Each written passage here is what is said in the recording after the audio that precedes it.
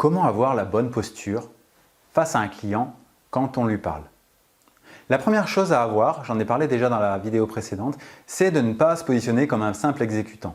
C'est-à-dire un client qui vient vous voir pour vous demander de rédiger 10 pages de 100 mots et qui vous demande votre tarif. La façon habituelle de répondre, ce serait de dire « Ok, moi mon tarif c'est 5 centimes du mot, vous prenez ou vous prenez pas ». Par exemple, quel que soit votre tarif d'ailleurs. Ça c'est une chose. Pourtant, vous répondez à la demande, il n'y a rien mal à ça. D'accord. Par contre, si quelqu'un vient vous voir en vous demandant 10 pages à rédiger de 100 mots, 1000 mots, et quel est votre tarif, si vous abordez les choses différemment et que vous commencez plutôt à comprendre pourquoi le client vous demande ça, ça va déjà changer beaucoup de choses.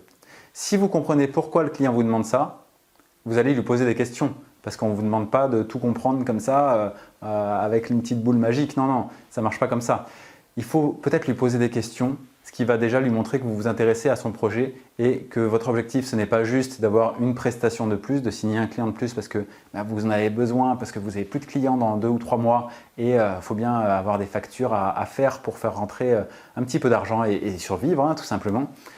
Alors que si vous prenez le temps de construire déjà une relation avant de vendre, de comprendre quels sont les objectifs de votre client et de comprendre comment vous pouvez l'aider, ça sera beaucoup mieux.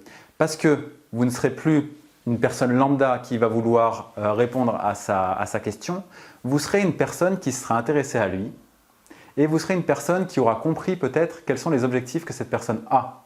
Et si vous avez compris quels sont les objectifs qu'il a, parce qu'on ne rédige pas les contenus de la même façon si c'est pour un blog, si c'est pour un e-book, si c'est pour telle cible ou pour telle cible, si vous comprenez vraiment ça et qu'il le perçoit, qu'il le sent, et ça ne se fait pas par hasard, ça se fait parce que vous le provoquez, là il va se dire « Ok, c'est lui ou c'est elle qu'il me faut parce qu'elle a compris vraiment où je voulais aller et bon, elle est 3, 4, 5 centimes plus chère que l'autre, mais ce n'est pas grave parce que clairement je vais arriver à mes objectifs avec elle alors qu'avec l'autre personne, c'est peut-être plus aléatoire. » Et pour ça, le référencement naturel, la connaissance du content marketing, du web marketing en général et de la façon dont on se positionne par rapport aux clients, c'est extrêmement important parce que c'est toutes ces connaissances-là que vous allez pouvoir mélanger dans votre cerveau au moment où vous parlez ou alors que vous répondez par email à votre prospect et ça va faire toute la différence sur la relation que vous allez entretenir avec lui et sur le partenariat de croissance que vous allez faire ensemble finalement.